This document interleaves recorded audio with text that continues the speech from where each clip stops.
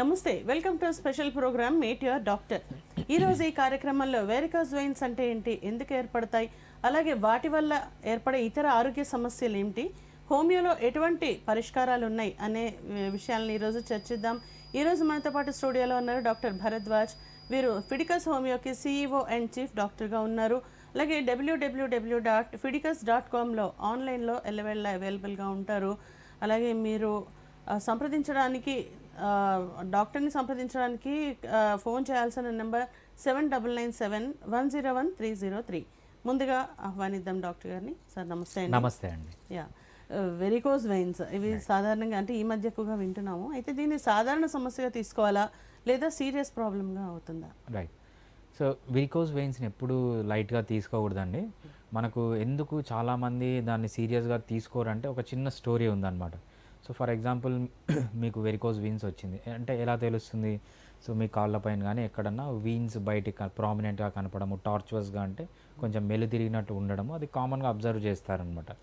Observe చేసిన వెంటనే వీళ్ళు ఏం చేస్తారంటే ఒక అలోపతి డాక్టర్ దగ్గరికి కానీ లేకపోతే ఇంగ్లీష్ డాక్టర్ దగ్గరికి కానీ, వెస్ట్రన్ మెడిసిన్ అంటాము, కన్వెన్షనల్ ట్రీట్మెంట్ అంటాము, లేకపోతే ఒక కార్పొరేట్ హాస్పిటల్ దగ్గర కానీ, ఒక వాస్కులార్ సర్జన్ కానీ, ఇంటి దగ్గర ఉన్న డాక్టర్ దగ్గర కానీ వెళ్తారనమాట. వాళ్ళు ఏమంటారంటే ఇది ఇంకా చిన్నగానే ఉంది కదా, వదిలేసే దాని గురించి పట్టించుకోవద్దు అంటారు. పట్టించుకోవద్దు, పెద్దగా అయితేరా సర్జరీ చేస్తామంటారు. ప్రాబ్లం ఏంటంటే వాళ్ళకి ఇనీషియల్ స్టేజ్లో దీనికి మెడిసిన్స్ లేవు. సో ఇనిషియల్ స్టేజ్లో ఏంటంటే వాళ్ళు ముదిరిపోయి బాగా ఇంకా సర్జరీ చేయాలి, ఇంకా ప్రాణాల మీదకి వస్తుంది అంటే టైంలో వాళ్ళని పిలిచి ఆ వీన్ని మొత్తం తీసేయడం కానీ, కట్ చేయడం కానీ, లోపల ఆ వీన్ని ప్రెస్ చేసేయడం కానీ ఇవన్నీ చేస్తారంట. ఇవన్నీ సర్జికల్ ప్రొసీజర్స్. సో మనకు ఆ వీన్స్ చాలా ఇంపార్టెంట్. వీళ్ళు ఆ వీన్స్ని అన్నీ తీసేస్తారు. అదే ఇనిషియల్ స్టేజ్లో హోమియోపతిలోకి వస్తే ఈ కాంప్లికేషన్స్ అన్నీ వరకు పోకుండా చూడొచ్చు అనమాట. ఏమేమి కాంప్లికేషన్స్ ఉంటాయంటే సింపుల్, మీకు కాళ్ళపైన ఇచ్చింగ్ రావడం నుంచి, లేకపోతే అక్కడ దురద రావడం నుంచి, బ్లాకిష్ కలర్ అయిపోవడం నుంచి, అదేవిధంగా అక్కడి నుంచి కొంచెం వూజింగ్ అనమాట, బ్లడ్ లాగా బయటికి రావడము, ఈ చిన్న ప్రాబ్లం నుంచి సెల్యులైటిస్ అంటామన్నమాట, మొత్తం గ్యాంగ్రీన్ ఫామ్ అయ్యి కాలు తీసేయడము, లేదంటే అక్కడ క్లాట్ ఫామ్ అయ్యి అది హార్ట్లోకి పోవడము, బ్రెయిన్లోకి పోయి పెరాలసిస్ రావడము, లేకపోతే లంగ్లోకి పోయి మనం ఎంబోలిజం అంటాం అన్నమాట. ఇవన్నీ వచ్చే ఛాన్సెస్ సింపుల్ ప్రాబ్లం నుంచి చాలా సీరియస్ కాంప్లికేషన్స్ వరకు ఉంటాయి. ఇవి ఇనిషియల్ స్టేజ్లోనే హోమియోపతిలో వస్తే సక్సెస్ రేట్ అనేది చాలా ఎక్కువగా ఉంటుంది. ఇనిషియల్గా వెంటనే మీకు ఈ సిమ్టమ్స్ బయటపడినప్పుడు వస్తే సో హోమియోపతి కాన్స్టిట్యూషనల్ ట్రీట్మెంట్ ద్వారా ఉన్నది కంప్లీట్గా రివర్స్ చేసుకోవచ్చు, మళ్ళీ సీరియస్గా కాకుండా ప్రివెంట్ చేసుకోవచ్చు అనమాట. అదే అలోపతి డాక్టర్స్ చెప్పినట్లు మీరు దాన్ని వదిలేసి ఒక 5 years తర్వాత 6 years తర్వాత వెళ్తే సర్జరీ చేయించుకుంటే చాలా కాంప్లికేషన్స్ వస్తాయి. అవన్నీ జస్ట్ హోమియోపతి మెడిసిన్స్తో సింపుల్ ట్రీట్మెంట్తో అవాయిడ్ చేయొచ్చు అనమాట. ఓకే, ఇప్పుడు వెయిన్స్ అంటే తెలుగులో సిరలు అంటాం. అసలు వీటి పని ఏంటి, బాడీలో ఏ విధంగా సహకరిస్తాయి బాడీ? రైట్. సో మనకు బాడీలో ఏ పార్ట్ తీసుకున్నా, ఏ సెల్ తీసుకున్నా, లేకపోతే టిష్యూ తీసుకున్నా, ఒక ఆర్గాన్ తీసుకున్నా, ఎంటైర్ సిస్టమ్ తీసుకున్నా అవి పనిచేయాలి. దానికి ఎనర్జీ కావాలి. ఎనర్జీ కావాలి అంటే ఏంటి? ఆక్సిజన్ సప్లై చేయాలి. సో ఆక్సిజన్ ఎప్పుడైతే సప్లై చేస్తామో అక్కడి నుంచి వేస్ట్ ప్రోడక్ట్స్ అన్నీ బాడీ నుంచి బయటికి వెళ్ళిపోతాయి అనమాట. అంటే కార్బన్ డైఆక్సైడ్, హైడ్రోజన్, అంటే ఆక్సిజన్ ద్వారా కార్బన్ బయటకు వచ్చేస్తుంది, హైడ్రోజన్ రెండు బయటికి వెళ్ళిపోతాయి అనమాట. ఆక్సిజన్ వాటర్ ద్వారా, కార్బన్ డైఆక్సైడ్ వాటర్ ద్వారా. ఇది దాని ఫంక్షన్ అనమాట. సో మనం ఒక టిష్యూకి ఆక్సిజన్ సప్లై చేయాలంటే ఆర్టరీస్, అంటే మన హార్ట్లో నుంచి ఆర్టరీస్ ఆక్సిజనేటెడ్ బ్లడ్ క్యారీ చేస్తే ఒక్కసారి అక్కడ ఆక్సిజన్ యూజ్ అయిపోయిన తర్వాత డీఆక్సిజనేటెడ్ బ్లడ్ని వీన్స్ తీసుకొని వస్తాయి అనమాట, రిటర్న్ తీసుకొని వస్తాయి. ఆక్సిజన్ సప్లై చేస్తే వీన్స్ రిటర్న్ తీసుకొని వస్తాయి. ఒక్కసారి ఆక్సిజన్ అయిపోయిన బ్లడ్ని మళ్ళీ వీన్స్లోంచి హార్ట్లోకి వెళ్ళి, హార్ట్లోంచి లంగ్స్లోకి వెళ్ళి, లంగ్స్లో మళ్ళీ అది ఆక్సిజన్తో మిక్స్ అయ్యి మళ్ళీ టిష్యూస్లోకి వెళ్తుంది అనమాట. ఎప్పుడైతే మనం ఆక్సిజనేటెడ్ బ్లడ్ని సప్లై చేసిన తర్వాత ఆ బ్లడ్ని మళ్ళీ మనం రిటర్న్ హార్ట్కి తీసుకొని రావాలన్నమాట. ఆ హార్ట్కి తీసుకొని వచ్చే వెజల్స్నే మనము వీన్స్ అంటాం. వీన్స్ పని ఏంటంటే డీఆక్సిజనేటెడ్ బ్లడ్ని మనం మళ్ళీ లంగ్స్లోకి తెచ్చి లంగ్స్లో ఆక్సిజనేట్ చేయడం వీన్స్ పని అనమాట. ఓకే, అయితే ఇప్పుడు ఈ వెరికోస్ వీన్స్ వచ్చిన తర్వాత ఇతర ఆరోగ్య సమస్యలు ఏమొస్తాయి? రైట్. సో వెరికోస్ వీన్స్ వచ్చిన తర్వాత ఏమవుతుందంటే మెయిన్గా మనం ఈ వీన్స్ అని చెప్పుకున్నాం కదా, ఈ వీన్స్ అనేవి మనకు లోయర్ లిమ్స్లో ఉంటాయి అన్నమాట, కాళ్ళల్లో ఉంటాయి. కాళ్ళల్లో ఉన్నప్పుడు ఏమవుతుంది? సో మనకు 2 types ఆఫ్ వీన్స్ ఉంటాయి అన్నమాట కాళ్ళల్లో. ఒకటి మన కాళ్ళు మధ్యలో ఒకటి వెళ్తుంటుంది, ఒకటి పెరిఫెరల్ అంటే స్కిన్ కింద వెళ్తుంటుంది అనమాట. ఈ వీన్స్ పని ఏంటంటే ఈ వీన్స్ రెండు మన కాళ్ళల్లో ఉన్న బ్లడ్ను తీసుకొని వచ్చి హార్ట్కి తీసుకొని రావడం. సో మన చేతులు అనుకోండి, సో మన చేతులు మనం కదిలిస్తూ ఉంటాం, అంటే గ్రావిటీ అంత ఎఫెక్ట్ ఉండదు. ఓకే. మన హెడ్ నుంచి హార్ట్కి రావాలి అంటే అది in the direction of gravity ఉంటాయి. కానీ మన లోయర్ లిమ్స్లో ఉన్న వీన్స్ ఏమవుతాయంటే అగెన్స్ట్ గ్రావిటీ, మన గ్రావిటీ కిందికి పుల్ చేస్తూ ఉంటుంది, దానికి అగెన్స్ట్గా మనం బ్లడ్ని పైకి తీసుకొని వెళ్ళాలన్నమాట. అందుకు వాటిపైన ప్రెషర్ ఎక్కువగా ఉంటుంది. సో ఎప్పుడైతే ఈ అప్పర్ సైడ్ అగెన్స్ట్ గ్రావిటీ తీసుకొని వెళ్ళాలో మనకు వీన్స్లో కొన్ని వాల్వ్స్ ఉంటాయన్నమాట. వాల్వ్స్ అంటే మనం చూసింటాము, కొన్ని లిక్విడ్స్ని ఒకటే డైరెక్షన్లో పంపిస్తాం, ఆపోజిట్ డైరెక్షన్లో వస్తే ఏంటంటే వాల్వ్ క్లోజ్ అయిపోతుంది, కిందికి రాదు, అంటే ఓన్లీ వన్ డైరెక్షన్లోనే బ్లడ్ వెళ్తుంది అనమాట, దాన్ని వాల్వ్స్ అంటాం. సో ఈ కండిషన్లో ఏమవుతుందంటే మనకు లోయర్ లిమ్స్ నుంచి బ్లడ్ పైకి రావాలంటే అక్కడ వాల్వ్స్ ఉంటాయన్నమాట వీన్స్లో. ఆ వాల్వ్స్ అనేవి డ్యామేజ్ అయిపోతాయి. ఎప్పుడైతే వాల్వ్స్ డ్యామేజ్ అయిపోతాయో బ్లడ్ అనేది రివర్స్ ఫ్లో జరుగుతుంది, అంటే హార్ట్లోకి రావాల్సిన బ్లడ్ హార్ట్లోంచి రివర్స్ ఫ్లో అయ్యి అక్కడ వీనస్ ఇన్సఫిషియన్సీ అంటాం అనమాట. ఆ వీన్స్ అని డైలేట్ అయిపోయి కావాల్సిన దానికంటే ఎక్కువ ఎన్లార్జ్ అయిపోయి టార్చర్స్ అంటే స్ప్రింగ్స్ లాగా తయారై అక్కడ బ్లడ్ అనేది క్లాట్ అవుతుంది అనమాట. సో ఈ బ్లడ్ క్లాటింగ్ ప్లస్ ఇవన్నీ మనం క్రానిక్ వీనస్ ఇన్సఫిషియన్సీ ఇవన్నీ మనము వెరికోజ్ వీన్స్లో చూసే చేంజెస్ అనమాట. ఓకే. అయితే ఇప్పుడు బ్లడ్ ఫ్లో కిందకు ఉంటుంది అంటున్నారు, అంటే దీనివల్ల ఏమన్నా బాడీలో బ్లడ్ ప్రెషర్ మీద ఏమన్నా ఎఫెక్ట్ పడుతుందా వెరికోజ్ వెయిన్స్ వల్ల? యా. సో ఈ వెరికోజ్ వెయిన్స్ పైన బాడీలో బ్లడ్ ప్రెషర్ వల్ల అంత ప్రాబ్లం ఉండదని, కాకపోతే ఏమవుతుందంటే బ్లడ్ మీరు అన్నట్లు కిందికి వచ్చేసింది అనుకోండి, బ్లడ్ అనేది కదులుతూ ఉండాలి, ఏదన్నా నది ఏదన్నా తీసుకోండి కదులుతూ ఉండాలి. ఎప్పుడైతే స్టాగ్నేట్ అయిపోతుందో అక్కడ ఏమవుతుందంటే టిష్యూ డ్యామేజ్ జరుగుతుంది, ఎక్కువ అయిపోయి అక్కడి నుంచి బ్లడ్ ఎన్లార్జ్ వీన్స్ అన్నీ ఎన్లార్జ్ అయిపోతాయి అనమాట. ఎన్లార్జ్ అయిపోయి ఆ వీన్స్ వాల్స్ ఉంటాయి, దాంట్లో గ్యాప్స్ వస్తాయి, ఆ గ్యాప్స్ నుంచి బ్లడ్ బయటికి రావడం, బ్లడ్ అంటే డైరెక్ట్గా బ్లడ్ రాదు, సో బ్లడ్లో ఉండే ప్లాస్మా అంటాం అనమాట, అది బయటికి రావడము, టిష్యూస్లోకి రావడము, స్కిన్ అంతా అక్కడ బ్లాక్గా అయిపోవడము, ఇచ్చింగ్ రావడం, బాగా బర్నింగ్ సెన్సేషన్ రావడము. ఎప్పుడైతే అక్కడ మాయిస్ట్గా ఉంటుందో ఇన్ఫెక్షన్ అవుతుంది, ఇన్ఫెక్షన్ అయ్యి అల్సర్స్ ఫామ్ అవుతాయి, అంటే చిన్న చిన్న కురుపుల్లాగా ఫామ్ అవుతాయి. అదేవిధంగా ఏమవుతుందంటే సీరియస్ కండిషన్లో అక్కడ బ్యాక్టీరియా డెవలప్ అయ్యి మనము ఆ బ్యాక్టీరియా వల్ల ఏమవుతుందంటే అక్కడ మొత్తము కమిలిపోయినట్లు అయిపోతుంది అనమాట. సో ఆ డెత్, ఆ టిష్యూ అంతా డెత్ అయిపోతుంది. సో అక్కడ కాల్ను కూడా తీసేయాల్సిన ఛాన్స్ ఒక్కొక్కసారి వస్తుంది అనమాట. ఓకే. మీరు ఇందాక సెల్యులైటిస్ అన్నారు, సెల్యులైటిస్ అనేది దానికి దీనికి అంటే ఏ విధంగా రిలేట్ అవుతాయి? రైట్. సో మనం బేసిక్గా అక్కడ ఇన్ఫెక్షన్ వస్తుంది, అక్కడ సెల్స్ అన్ని డెత్ అయిపోతాయి, దాన్నే సెల్యులైటిస్ అంటాం అనమాట. సెల్యులైటిస్లో నేను జస్ట్ ఎక్స్ప్లెయిన్ చేశాను. బేసిక్గా ఫైనల్గా ఏమవుతుందంటే అక్కడ సెల్యులైటిస్ వచ్చి మొత్తం ఇన్ఫెక్షన్ అయ్యి కాల్నే మొత్తం తీసేయాల్సిన స్టేజ్ కూడా వస్తుంది అనమాట ఒక్కొక్కసారి. నెక్స్ట్ అంటే ఇప్పుడు దీంతో పాటు ఇంకా అదర్ హెల్త్ ఇష్యూస్ ఏముంటాయి దీనికి సంబంధించి వెరికోజ్ వెయిన్స్ ఉన్న వాళ్ళకి? రైట్. అంటే హార్ట్ మీద ఎలాంటి ప్రభావం చూపిస్తుందా? Right. So ya, varicose veins వచ్చిన వాళ్ళకు ప్రాబ్లం ఏమవుతుందంటే సీరియస్ కాంప్లికేషన్స్లో వెరికోజ్ వీన్స్లో బ్లడ్ క్లాట్ అయిపోతుంది. బ్లడ్ క్లాట్ అయినప్పుడు ఈ బ్లడ్ క్లాట్ ఒక దగ్గరే ఉండదు, అది డిస్లాడ్జ్ అవుతుంది, అక్కడి నుంచి వేరే పార్ట్లోకి వెళ్ళచ్చు. ఎప్పుడైతే బ్రెయిన్లోకి వెళ్తుందో పెరాలసిస్ వస్తుంది, ఎప్పుడైతే హార్ట్లోకి వెళ్తుందో హార్ట్ అటాక్స్ వస్తాయి. సో ఎప్పుడైతే లంగ్స్లోకి వెళ్తుందో, సో లంగ్లోకి వెళ్ళి ఆ లంగ్ కావాల్సిన బ్లడ్ అంతా సప్లైని స్టాప్ చేస్తుందో దాన్ని థ్రాంబో ఎంబోలిజం అంటాం అన్నమాట. ఇవన్నీ emergency conditions. So simple conditions నుంచి ఎమర్జెన్సీ కండిషన్స్లో కూడా మనుషుల్ని తీసుకొని వెళ్తుంది ఈ వెరికోజ్ వీన్స్ అనేది, అంత డేంజరస్ అది. ఓకే. అయితే ఇప్పుడు వెరికోజ్ వెయిన్స్ అనేది ఏదైనా ఫుడ్ పరంగా ఆహార పరంగా జాగ్రత్తలు తీసుకోవచ్చా దాన్ని కంట్రోల్ చేయాలంటే? వెరికోజ్ వీన్స్కి మెయిన్గా ఆహారపరంగా ఎటువంటి సంబంధం లేదండి, ఆహారానికి వెరికోజ్ వీన్కి సంబంధం ఉండదు. కాకపోతే చాలా రీజన్స్ ఉన్నాయి మనం వెరికోజ్ వెయిన్స్ రావాలంటే. వెరికోజ్ వెయిన్స్ రావడానికి ఫస్ట్ రీజన్ ఏంటంటే జెనెటిక్ కాజ్, అంటే ఫ్యామిలీలో ఎవరికన్నా ఉంటే మీకు కూడా వచ్చే ఛాన్స్ చాలా ఎక్కువగా ఉంటుంది. అదేవిధంగా అబ్డామినల్ ట్యూమర్స్ అంటాం అనమాట. అబ్డామిన్లో ఏదైనా ప్రెషర్ పెరిగింది అనుకోండి, ఎస్పెషల్లీ విమెన్లో చూస్తుంటాం ఓవేరియన్ ట్యూమర్స్ కానీ, ఫైబ్రాయిడ్స్ కానీ, లేకపోతే even pregnancy is also one of the risk factors for varicose veins. ఎందుకంటే అబ్డామిన్ పెద్దగా అవుతుంది, ప్రెషర్ పడుతుంది, ఆల్రెడీ అగెన్స్ట్ గ్రావిటీ బ్లడ్ అనేది పైకి తీసుకొని రావాలి. మీరు అబ్డామిన్లో ప్రెషర్ పెట్టారంటే ఇంకా ఎక్కువ అయిపోతుంది, అంటే ఒక పైపుని గట్టిగా ఇట్లా పట్టుకున్నారనుకోండి దాంట్లోంచి బ్లడ్ రావడం కష్టమవుతుంది. ఈ ప్రెషర్ కూడా అలానే చేస్తుంది అనమాట ఈ ట్యూమర్స్ వల్ల. ఇంకోటి ఏంటంటే ఒబేసిటీలో ఏమవుతుందంటే మీకు కాళ్ళపైన ఎక్కువ ప్రెషర్ పడుతుంది, థైస్ పైన, లెగ్స్ పైన పడుతుంది. సో ఎప్పుడైతే ఎక్కువ ఫోర్స్ పడుతుందో ఆ ఫోర్స్కి అగెన్స్ట్గా బ్లడ్ తీసుకొని రావడం కష్టమవుతుంది. సో మీరు ఏమైనా డైట్ చేంజెస్ చేసుకోవాలంటే ఎస్పెషలీ సో ఒబేసిటీని తగ్గించుకునే డైట్ చేంజెస్ చేసుకోవాలి. సో దానికి ఏంటి, లో కార్బోహైడ్రేట్ ఫుడ్ తీసుకోవాలి, అదేవిధంగా ఫుడ్ ఫ్రీక్వెన్సీ తగ్గించాలి, సో వెయిట్ అనేది తగ్గించుకోవాలి, స్ట్రెస్ లేకుండా ఉండాలి, సో నిద్ర అనేది బాగా నిద్రపోవాలి. ఇవన్నీ చేస్తే, ఎక్సర్సైజ్ కూడా రెగ్యులర్గా చేస్తే ఏమవుతుందంటే మీకు ఈ రిస్క్ ఫ్యాక్టర్స్ అనేవి తగ్గిపోతాయి. ఓకే. ఎక్సర్సైజ్ అంటే ఏ కైండ్ ఆఫ్ ఎక్సర్సైజ్ చేయాలి, అంటే వాకింగ్ మీరు ఏది సజెస్ట్ చేస్తారు? రైట్. సో ఎస్పెషల్లీ మనము ఈ వెరికోస్ వీన్స్ వచ్చిన వాళ్ళకి ఏం చెప్తామంటే కాఫ్ ఎక్సర్సైజెస్ చెప్తామన్నమాట.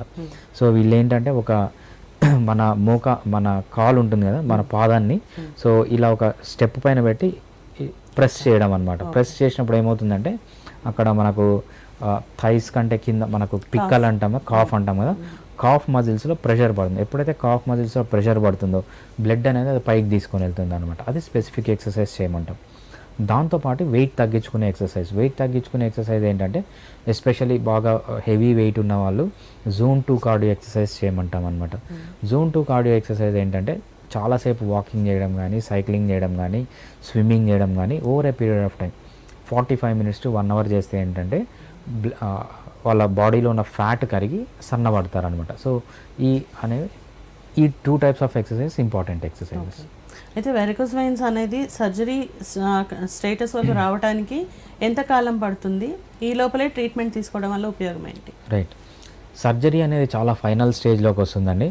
ఎప్పుడైతే ఈ వెరికోస్ వీన్స్ అన్ని బాగా ఎన్లార్జ్ అయిపోయి, టార్చువస్ అయిపోయి, సిమ్టమ్స్ ఎక్కువైపోతాయి, అంటే స్కిన్ అంతా బ్లాక్గా అయిపోయి అక్కడ ఇచ్చింగ్ వచ్చి, ఎగ్జిమా వచ్చి, సో ఇంకా తట్టుకోలేనంత పెయిన్ వచ్చి ఆ స్టేజ్లో సర్జరీకి వెళ్ళాల్సి వస్తుందండి.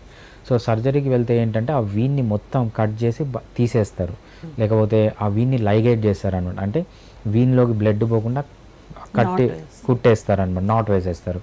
అదేవిధంగా ఇంకోటి ఏం చేస్తారంటే వీన్లో కొంచెము మనము గమ్ము లాంటిది పంపిస్తాను, గమ్ము లాంటిది పంపించి వీన్ని అతికిచ్చేస్తారు దానిలోకి బ్లడ్ పోకుండా. ఇవన్నీ చాలా పెయిన్ఫుల్ ప్రొసీజర్స్. అదేవిధంగా ఒక్కసారి చేసినంత మాత్రాన మళ్ళీ వస్తూ ఉంటాయి, చాలా కాంప్లికేషన్స్ ఉంటాయి అన్నమాట. సో ఇవన్నీ లేకుండా హోమియోపతిలో ఎక్సలెంట్గా ట్రీట్మెంట్ చేయొచ్చు. సో ఈవెన్ ఇనిషియల్ స్టేజ్లోనే కాకుండా ఫైనల్ స్టేజ్లో, ఈ స్టేజ్లో కూడా మనము సర్జరీ వరకు పోకుండా కంప్లీట్గా క్యూర్ చేయలేకపోవచ్చు, బట్ డెఫినెట్లీ ఏవైతే పెయిన్ ఉందో, ఏవైతే ఇచ్చింగ్ ఉందో, ఏదైతే సెల్యులైటిస్ ఫామ్ అవుతుందో ఇవన్నీ హోమియోపతిలో చాలా ఎక్సలెంట్గా కంట్రోల్ చేయొచ్చు వితౌట్ సైడ్ ఎఫెక్ట్స్. ఓకే. అసలు ముందు డాక్టర్ దగ్గరికి వెళ్ళాలి అనుకున్నప్పుడు ఏ సిమ్టమ్స్, ఏ లక్షణాలు మొదలవ్వగానే వెళ్ళాలి డాక్టర్ దగ్గరికి? రైట్.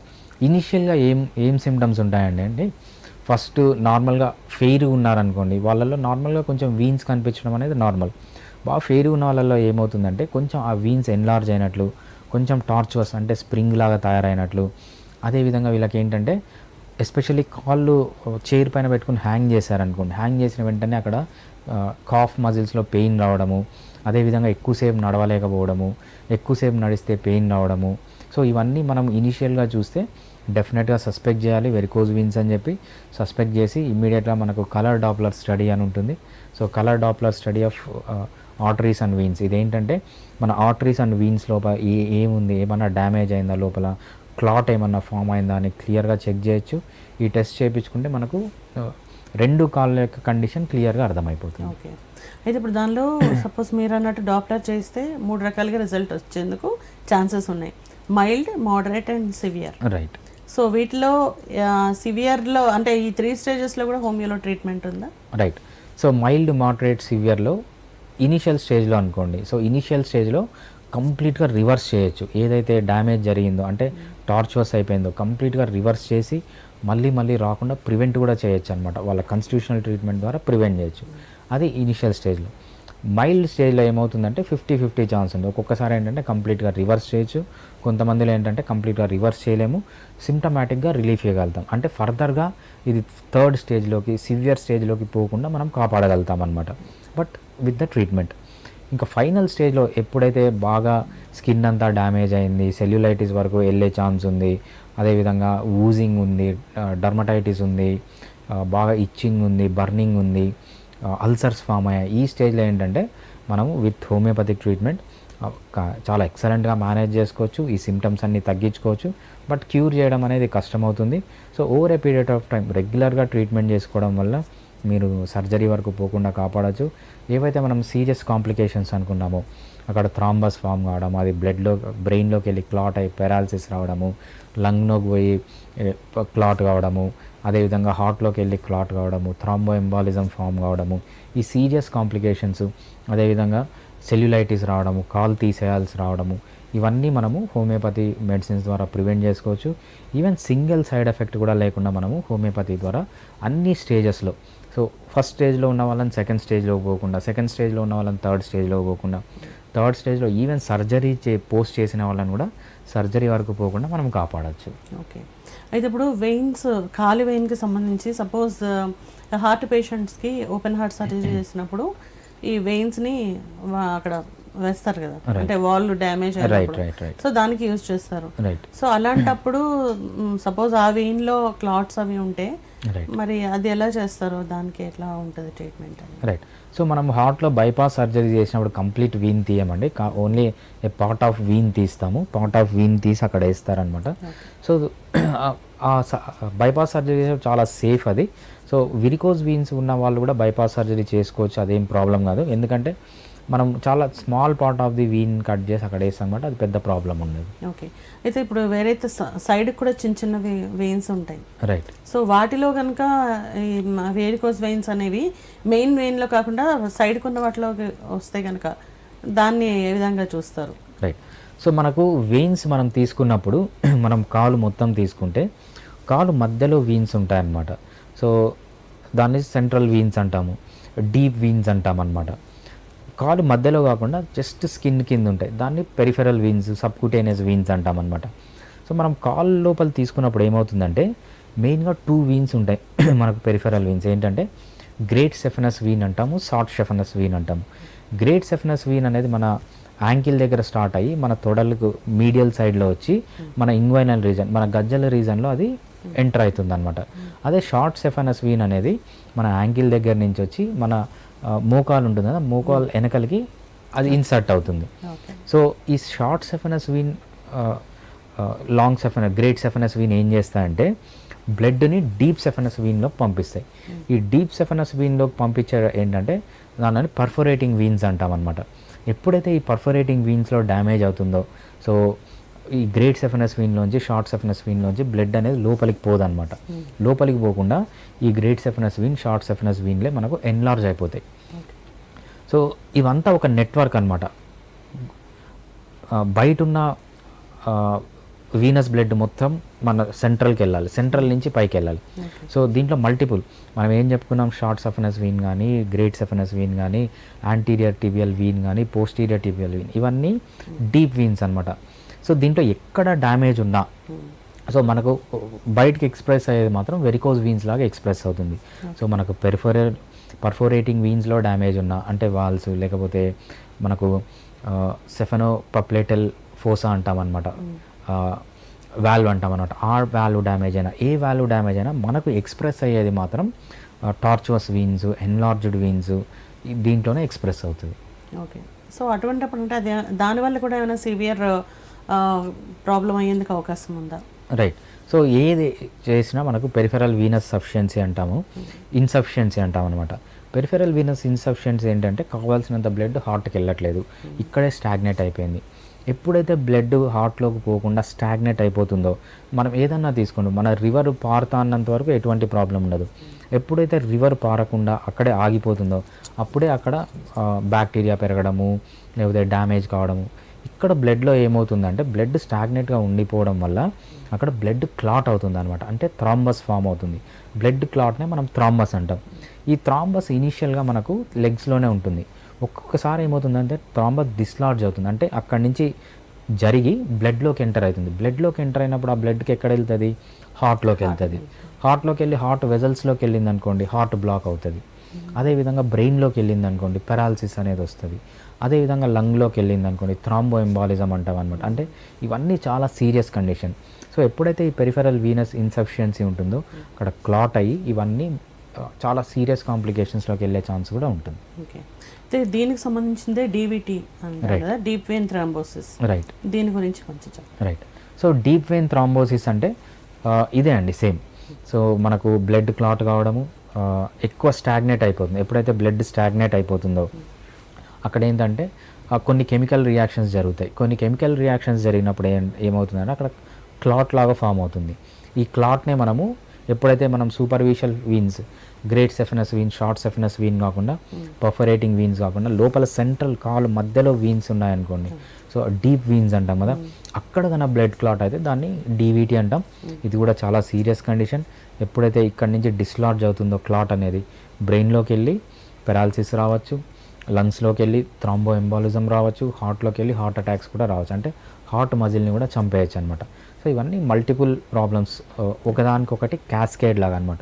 ఒకటి నెగ్లెక్ట్ చేస్తే ఇంకో దాంట్లోకి వెళ్తుంది, ఇంకో నెగ్లెక్ట్ చేస్తే ఇంకో దాంట్లోకి వెళ్తుంది. అందుకే ఇమ్మీడియట్గా ఎటువంటి సిమ్టమ్స్ ఉన్నా వెంటనే మా దగ్గరికి వచ్చి హోమియోపతి ట్రీట్మెంట్ తీసుకుంటే ఫర్దర్గా డిసీజ్ ప్రోగ్రెస్ కాకుండా చాలా ఎక్సలెంట్గా హ్యాండిల్ చేసుకోవచ్చు. ఓకే, ఇది ఇప్పుడు హోమియోలో ఎలాంటి ట్రీట్మెంట్స్ ఇస్తున్నారు మీరు దీనికి సంబంధించి, అది వివరంగా చెప్పండి. రైట్, హోమియోపతిలో చాలా మంచి ట్రీట్మెంట్ ఉంటుందండి. మనం స్టేజ్ని బట్టి ఇనీషియల్ స్టేజ్లో మనకి ఇచ్చే ట్రీట్మెంట్ ఎలా ఉంటుందంటే కాన్స్టిట్యూషనల్ ట్రీట్మెంట్ అంటాం అనమాట.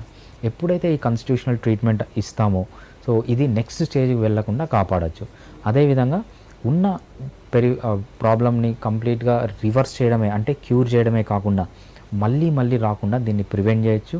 ఈ ప్రివెన్షన్ కానీ క్యూర్ కానీ ఏదన్నా కూడా ఈవెన్ సింగిల్ సైడ్ ఎఫెక్ట్ లేకుండా మనం చేయొచ్చు అనమాట. ఇది ఫస్ట్ స్టేజ్లో. సెకండ్ స్టేజ్లో ఏమవుతుందంటే మనకు కొంచెం సిమ్టమ్స్ వస్తాయి. సో ఇచ్చింగ్ రావడం కానీ, పెయిన్ రావడం కానీ ఇవన్నీ వస్తాయి. ఇవన్నీ వచ్చినప్పుడు ఏంటంటే సో మనము హోమియోపతి మందులతో మెయింటైన్ చేసుకుంటూ రావచ్చు. కంప్లీట్గా క్యూర్ చేయడం అనేది కష్టమవుతుంది. కాకపోతే నెక్స్ట్ స్టేజ్, థర్డ్ స్టేజ్లోకి వెళ్ళి చాలా సీరియస్ కాంప్లికేషన్స్ లేకుండా మనము మెయింటైన్ చేసుకోవచ్చు హోమియోపతిలో. థర్డ్ స్టేజ్లో ఏంటంటే మనము సర్జరీ వరకు పోకుండా, కాంప్లికేషన్స్ రాకుండా, ఏవైతే మనము పెరాలసిస్ వస్తుంది, లేకపోతే హార్ట్ అటాక్ వస్తుంది, లేకపోతే థ్రాంబో ఎంబాలిజం, లంగ్ డ్యామేజ్ అవుతుంది, ఇవన్నిటినీ కాకుండా మనము హ్యాండిల్ చేసుకోవచ్చు even without single side effect. So మీరు చేయాల్సింది ఏంటంటే ఏదన్నా వెరికోజ్ వీన్స్ ఇనిషియల్ స్టేజ్లో ఉన్న సో అలోపతి డాక్టర్స్ మాట విని దాన్ని నెగ్లెక్ట్ చేసి సీరియస్గా అయిన తర్వాత మళ్ళీ వాళ్ళ దగ్గరికి వెళ్ళి సర్జరీ చేయించుకోకుండా ఇనీషియల్ స్టేజ్లోనే వెంటనే మా దగ్గరికి రండి. So you have better option. Even ఒక్క సైడ్ ఎఫెక్ట్ కూడా లేకుండా మనం హోమియోపతిలో ట్రీట్మెంట్ చేయొచ్చు. ఓకే, అయితే ఈ మధ్య లేటెస్ట్గా వింటున్నాం, లేటెస్ట్ అంటే ఒక 5-6 ఏళ్ళ నుంచి అయ్యి ఉండొచ్చు, అయితే లేజర్ ట్రీట్మెంట్స్ ఇస్తున్నారు. సో ఇది ఎంతవరకు ఉపయోగం, లేదా దానివల్ల కూడా ఏమైనా సైడ్ ఎఫెక్ట్స్ కానీ ఏమైనా చెడు జరిగే అవకాశం ఉంది? రైట్, దీన్ని లేజర్ అబలేషన్ అంటానండి. ఏం చేస్తామంటే లేజర్తో ఇదంతా కట్ చేస్తారు, వీన్స్ అన్ని తీస్తారు. సో బేసిక్గా ఏమవుతుందంటే మనకు ఇందాక చెప్పినట్టు great saphenous vein, short saphenous Wien అని ఉంటాయి. ఇవి చాలా పొడవుగా ఉన్న వీన్స్ అనమాట. మన కాలు కింది నుంచి పైన వరకు వస్తాయి అనమాట. ఇంకోటి మన మోకాలు వరకు వస్తుంది. సో ఎక్కువగా మనం చేసేది ఏంటంటే ఇక్కడే చూస్తాం, ఈ వీన్సే ఎన్లార్జ్ అయిపోయి, అదేవిధంగా ఇక్కడ టార్చువస్ అయిపోయి, ఎంగార్జ్ అంటారనమాట, ఉన్న సైజ్ కంటే ఎక్కువ అయిపోయి వీళ్ళు ఏం చేస్తారంటే లేజర్ పెట్టి కట్ చేసి దాన్ని మొత్తం తీసేస్తారనమాట. తీసినప్పుడు ఏమవుతుంది, అక్కడ బ్లడ్ ఉంటుంది. బ్లడ్ ఉండడం వల్ల ఏమవుతుంది, అది ఇంకొక రూట్ వేసుకొని మళ్ళీ డీప్ వీన్స్లోకి వెళ్తుంది అనమాట. సో దీనివల్ల చాలా సైడ్ ఎఫెక్ట్స్ ఉంటాయి. సో మళ్ళీ వేరే అసలు బేసిక్ ప్రాబ్లం ఏంటి, ఏవైతే వాల్వ్స్ ఉన్నాయో ఆ వాల్వ్స్ దెబ్బతిన్నాయి. ఆ వాల్వ్స్ని కరెక్ట్ చేయకుండా మీరు ఆల్రెడీ ఆ వాల్వ్స్ వల్ల వచ్చిన సిమ్టమ్స్ని తీసుకుంటుంటే మళ్ళీ వస్తూనే ఉంటాయి. సో ఈరోజు గ్రేట్ సెఫనస్ వీన్, షార్ట్ సెఫనస్ వీన్కి వచ్చింది, నెక్స్ట్ వేరే వీన్స్ కూడా ఇదే ప్రాబ్లం ఉంటుంది అనమాట. అవి కూడా ఎన్లార్జ్ అయిపోవడం, దానివల్ల మళ్ళీ కాంప్లికేషన్స్ రావడం. సో ఎక్కువ ఓల్డ్ ఏజ్ పీపుల్లో చూస్తుంటాం అనమాట ఈ కాంప్లికేషన్స్. ఇవన్నీ డెవలప్ కావడానికి టైం పడుతుంది, అంతలోపల ఏజ్ అవుతుంది. ఓల్డ్ ఏజ్లో ఇంకా ఎక్కువ సీరియస్ ప్రాబ్లమ్స్ అనేవి మనం చూస్తుంటాం దీనివల్ల. ఓకే, సో అన్ని హోమియో సెంటర్స్ ఉన్నాయి. రైట్, సో ఫిడికస్ది స్పెషాలిటీ ఏంటంటారు? రైట్, ఫిడికస్ హోమియోపతి స్పెషాలిటీ ఏంటంటే మెయిన్గా మనము 3 కోర్ వాల్యూస్ పాటిస్తామండి. ఫస్ట్ కోర్ వాల్యూ వచ్చి మనది పర్సనల్ కేర్ ఉంటుంది. ఏ పేషెంట్ వచ్చినా కూడా మనం పర్సనల్ కేర్ తీసుకుంటాం. పర్సనల్ కేర్ అంటే ఏంటంటే సో మీరు మా దగ్గరికి ట్రీట్మెంట్కి వచ్చారు, మీరు మళ్ళీ ఒకటే ప్రాబ్లమ్ని ఎక్స్ప్లెయిన్ చేయాల్సిన అవసరం లేదు. వేరే దగ్గరికి వెళ్తే ఎలా ఉంటుందంటే ఫస్ట్ ఒక డాక్టర్ ఉంటారు, మీరు చూపించుకుంటారు, మళ్ళీ కొన్ని రోజుల తర్వాత ఆ డాక్టర్ వెళ్ళిపోతారు, మళ్ళీ ఇంకో డాక్టర్ దగ్గరికి మీరు మళ్ళీ ఫస్ట్ నుంచి ఎక్స్ప్లెయిన్ చేయాల్సి వస్తుంది. ఆయన కూడా ట్రీట్మెంట్ ఫస్ట్ నుంచి స్టార్ట్ చేస్తారు. సో ఇవన్నీ ఈ కన్ఫ్యూజన్ అంతా లేకుండా మన ఫిడికస్ హోమియోపతిలో పర్సనల్ కేర్ ఉంటుంది. మన డాక్టర్స్ ఎప్పుడు ఆల్మోస్ట్ అందరు పర్మనెంట్గా ఉంటారు. ఒకటే డాక్టర్ దగ్గరికి మీరు రిపీటెడ్గా వెళ్తూ ఉంటారు కాబట్టి మీ కేసు అంతా డాక్టర్కి తెలుస్తుంది. సో అంత పర్సనల్ కేర్ మనం తీసుకుంటాం అనమాట. Next transparent treatment. Transparent treatment అంటే ఏంటంటే ఏదో మీరు మా దగ్గర కంపల్సరీ ట్రీట్మెంట్ తీసుకోవాలని చెప్పి ఫాల్స్ ప్రామిసెస్ ఇవ్వడము, అంటే తగ్గకుండా తగ్గుతుందని చెప్పడము, లేకపోతే ఇంతకంటే మంచి ట్రీట్మెంట్ అలోపతిలో ఉంటే ఆ ట్రీట్మెంట్ కంటే హోమియోపతి బెటర్ అని చెప్పడము. సో ఇవన్నీ ఉండవండి, చాలా ట్రాన్స్పరెంట్గా ఉంటుంది. సో మీరు ట్రీట్మెంట్ తీసుకున్నా తీసుకోకున్నా ఏంటంటే నిజం ఏముందో అది చెప్తామన్నమాట మీకు. సో డెసిషన్ అనేది మీ చేతిలో వదిలేస్తాం, మేము డెసిషన్ తీసుకోమన్నమాట. మేము ఓన్లీ అడ్వైజ్ చేస్తాం మీకు బెస్ట్ ట్రీట్మెంట్ ఫర్ పర్టికులర్ డిసీజ్కి. మీకు హోమియోపతిలో అంటే వేరే ట్రీట్మెంట్లో అడ్వాంటేజ్ ఉందనుకోండి, మేము ఆ ఆప్షన్స్ కూడా ఇస్తామన్నమాట మీకు. సో అంత ట్రాన్స్పరెంట్గా ట్రీట్మెంట్ చేస్తాం. థర్డ్ వన్ వచ్చి హయ్యెస్ట్ సక్సెస్. వేరే ఏ హోమియోపతి కాంపిటీటర్తో పోల్చుకున్నా, వేరే ఏ హోమియోపతి కార్పొరేట్ హాస్పిటల్తో కానీ చిన్న హాస్పిటల్స్తో పోల్చుకున్నా మన దగ్గర సక్సెస్ రేట్ చాలా ఎక్కువగా ఉంటుంది. సక్సెస్ రేట్ ఎక్కువగా ఉండడానికి 2 రీజన్స్ ఉన్నాయన్నమాట. ఒకటి, మనం మందుల్లో కాంప్రమైజ్ కాం. సో మనకు హోమియోపతిలో ఎలా ఉంటుందంటే చీప్ క్వాలిటీ మెడిసిన్ నుంచి మనకు హై క్వాలిటీ మెడిసిన్ వరకు ఉంటుందన్నమాట.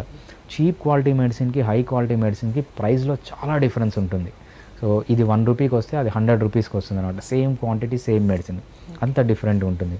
సో మనం వాడే మెడిసిన్స్ హై క్వాలిటీ మెడిసిన్స్ వాడతాం, మోస్ట్లీ ఇంపోర్టెడ్ మెడిసిన్స్ వాడతాం. హోమియోపతిక్ ఫీల్డ్లో ఏవైతే టాప్ క్వాలిటీ మెడిసిన్స్ ఉన్నాయో అది మాత్రం వాడతామన్నమాట.